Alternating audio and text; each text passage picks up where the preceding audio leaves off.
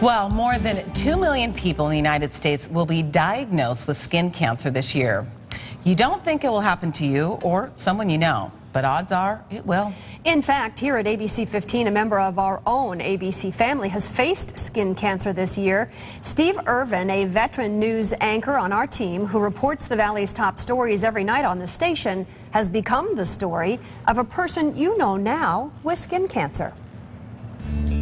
Not feeling anything, are you? Yes, that's me there, and that's Dr. Joseph Janik of the Skin and Cancer Center of Arizona. Dr. Janik is cutting a hole in my head. Scary stuff. You know, they come in and they say, well, we got to take a little bit more. I'm like, how big is it going to be? Quarter? $50? But let's back up a bit. Here is the thing we're talking about. Earlier that day. See that? That's skin cancer, a basal cell carcinoma.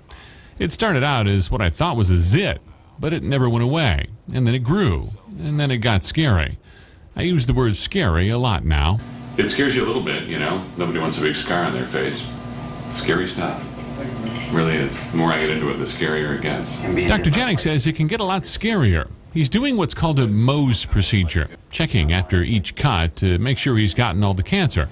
Often, he has to keep cutting. So sometimes you get to a point where you've gone so deep that you're down to the muscle and the bone, and at that point, you have to stop. I gotta tell you, I kind of let this thing go. Maybe like a lot of people, I just didn't take it that seriously. I thought I could get it easily removed. I thought it had to be some sort of black mole for it to really be serious. I didn't realize that even my cancer, non-lethal, slow-growing, could have big complications. Plastic surgeon Dr. Anthony Admire closed the hole, mine a relatively simple surgery. But even it leaves a 2-inch scar in my forehead.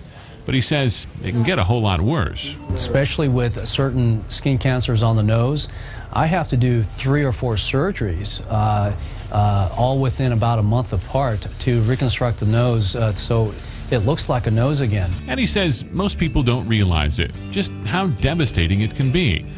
Now I've got a constant reminder of a hard lesson. It feels fine. He looks good now, but you know, Steve was going to be with us, but he is covering some breaking news in our state and the wildfires as well, and he'll have those reports on the evening news. But joining us now in studio is Dr. Jason Salganik. He's from the Arizona Oncology with what you need to know to protect yourself really against the sun. And Dr. Salganik, thanks for being with us. We appreciate it. It's a pleasure. We should say that you are not Steve's doctor, but of course you have been treating quite a few people with the same exact conditions. Absolutely, and skin cancer is a real problem in Arizona. A lot of sun, and don't forget that even though there isn't a sun every single day, at least 50% of the sun's rays get through the clouds, so a cloudy day does not mean shade. When you look at men and women, how does skin cancer rank for them? Oh, well, it's a big problem. It's number 5 in men, it's number 7 in women, and that number is rising. Yeah, and when you talk about who is most at risk and the different kinds of cancers, let's look at those different kinds of cancers first, because there are a couple of different types. Well, sure. So there's the basal cell carcinomas, you have squamous carcinomas, and then you have the very scary melanoma. So the basal cells are the cells that are at the very bottom of the cell layers. It's what cells are being generated to create the flat cells or the squamous cells that come up on top.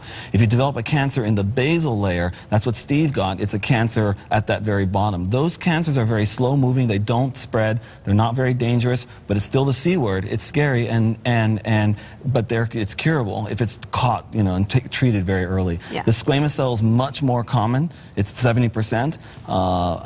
They're a little bit more likely to metastasize, but still, you catch it early, you're cured. Yeah, you cut that out and then it's gone. You just cut it out. They do the Mohs surgery where they go in again and again, little microscopic steps until they finally get the whole thing out. Yeah. When you're talking about melanoma, though, that's 5% of the general population that gets that. Still a curable cancer if you can catch it early. So folks have to get to know your skin, get to know your partner's skin, examine each other, know what's new, find out what's different, and then get screened.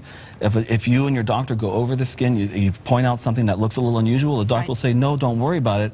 Then when you see something that's new, or you see that old thing changing, that's when you want to get some attention. Yeah. Worst cases of skin cancer, who do you see those in? Is there a particular general group?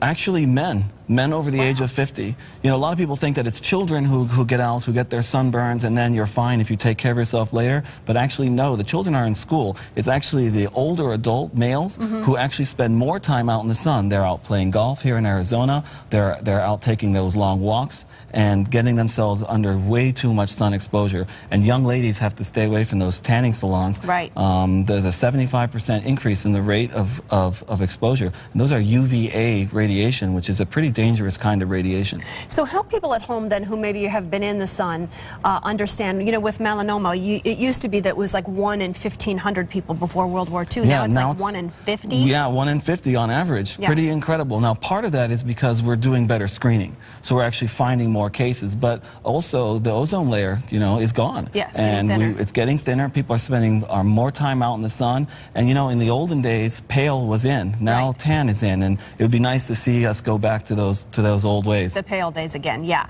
So signs and symptoms, help people understand if they see something. All right, so first of all, get to know your skin. At least have your doctor at least once go around and show you what's normal and what's okay. Then when you start to see something that's new, that's changing, that is irregular, one of the best ways to describe it is angry. If that lesion just doesn't look like it's a nice, pretty, round, simple thing, it looks mean, you know you're in trouble. And what's happening is the tumor is growing and then it's bleeding into itself, and that blood causes the color changes. Okay. And that's a sign of rapid growth. And that's a sign that tells you it's time to get checked. Okay, so some things that we can definitely do to protect ourselves from the sun start with our clothing.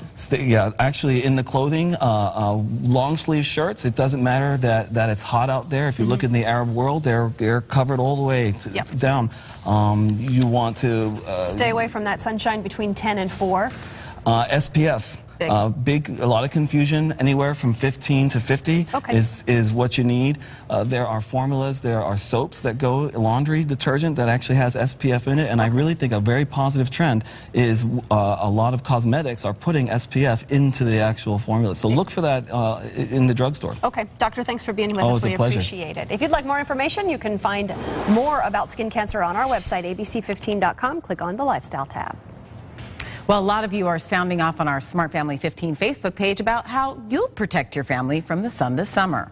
Well, Shauna Pepiat says lots and lots of sunscreen. You're right about that one. And Noel Rosen says stay indoors or cover up. Yes, he says he could wear sunscreen, but he doesn't spend a whole lot of time outdoors unless he's on his way to meet a client or is driving. And Pamela Odom says if she goes out, she goes from her air-conditioned house to her air-conditioned car. So we get it. Join the conversation. You know you can find us on Facebook.com/SmartFamily15. You know we're reading your comments because I just read them. So we would love to hear from you.